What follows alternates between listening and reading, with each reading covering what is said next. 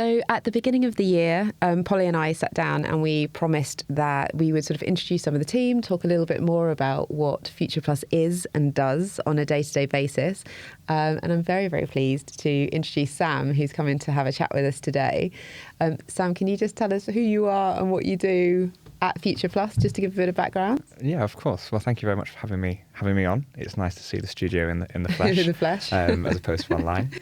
So I'm Sam. I'm a sustainability manager here at FuturePlus. So I work with the advisory team, making sure that all the different clients across all the different sectors and countries we work with are getting the support and understanding that they need around their ESG issues, opportunities, and happy to be part of the team. So you keep everybody in line? No, I like to think that until I then speak to the team and realise that maybe they're keeping me in check sometimes.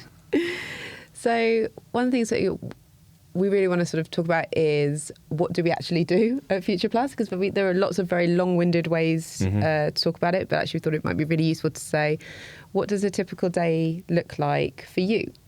Of course, and I think that, to be honest, there aren't many typical days, which I suppose is part of the appeal of the job and also the industry as well. I think that, take today for an example. We're coming in the morning. Poppy and I were delivering part of a waste workshop this morning to a cohort of our clients, making sure that they were understanding what legislation was applicable to them, what the opportunities and the risks based upon the waste sector and the waste issues that they might be facing. Following that, we're in today having this conversation, talking about what we do as a company. Later on, we'll be visiting clients and kind of helping them understand what their current impact is and what are their goals going to be going forward.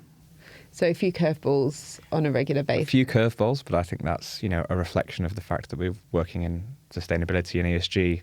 Legislation changes regularly. You need to kind of be fleet of foot if you want to be able to react and give the best advice possible.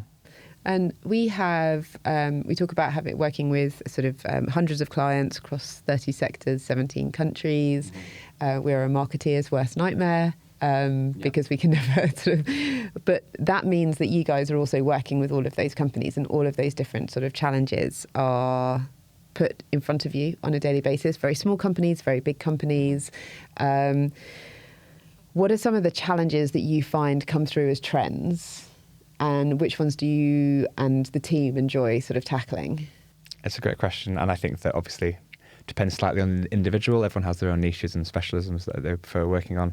I know there's members of my team who would love nothing more than being behind a spreadsheet all day. Data. And data just more all day. data. Love that, please. Others would, can't wait to get in front of a client. And I think that one of the main things we're starting to see is that actually getting in front of a client, speaking with them, understanding what's material to them for their business is the best way to move forward. People have preconceptions about what might be their biggest issue or their biggest exposure. But once you actually sit down with them and talk through and understand what is it that they're offering, what are their products, services, who are their stakeholders, what's the size of their company, all these types of things, we start to understand what risks are at play. Some of the big things we've seen is that as larger and larger companies become in scope of legislation, and then they're passing on those requirements to their supply chain.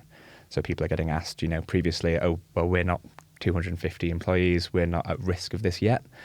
We might be able to 2 or 3 years away maybe from reporting against this, and next thing they know, their biggest contract turns around and says, Can you please do this? We need it yesterday.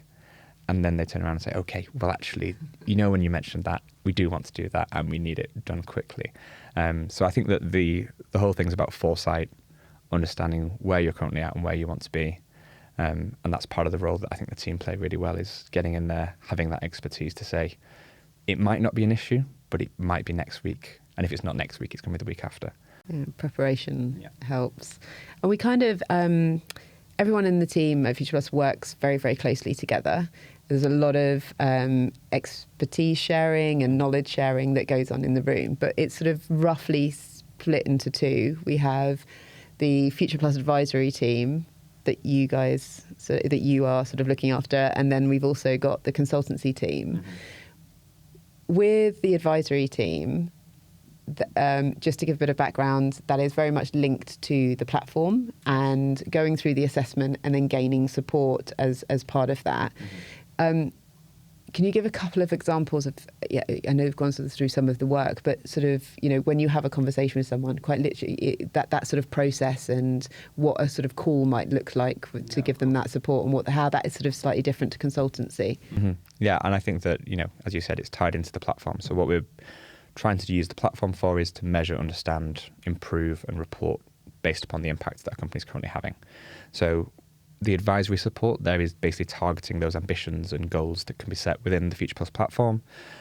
These can be based around, if you have a particular interest, if you're in manufacturing, for example, you might be focusing on the environment, the environmental theme, and that means that the ambitions that you might be setting might be to do with your waste, your health and safety procedures, the way in which you're engaging with biodiversity, means that the advisor will be providing something slightly different based upon the company and the industry you're in.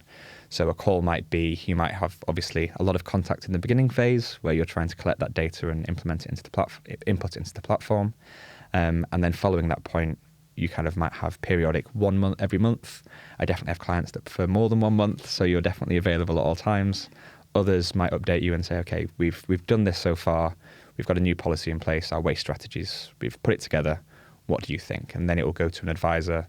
They will kind of offer pieces of advice where they think it could be tweaked, if there's any areas that aren't being covered at the moment. And then we can kind of help make sure that that policy is implemented in the best way possible to get that uptake and adoption from the team. And then we move swiftly on to the next target and next goal. So that's kind of the advisory part. Some people might be just wanting to be held accountable. They want to get on that call so they can talk through, what should I be working on for some companies.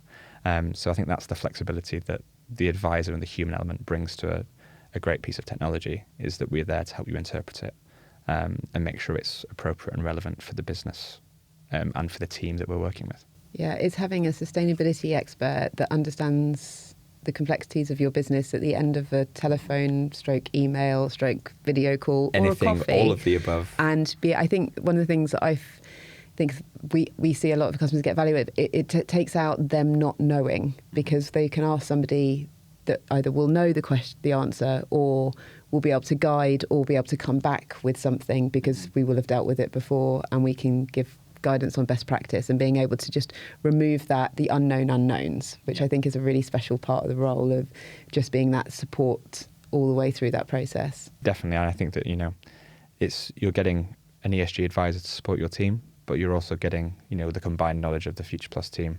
We're all working in the office together. The way that legislation changes and the updates that are coming through, even this month, it would be amazing if you can stay completely abreast of everything all at once. Across all 5 themes. Across all 5 themes at all times, internationally, sector-specific updates. Yeah. So you're kind of getting that support network, which is then interpreted through the platform. Amazing. Thank you ever so much, Sam. It was so lovely to speak to you. And if you want to find out more about FuturePlus, you can head to future-plus.co.uk.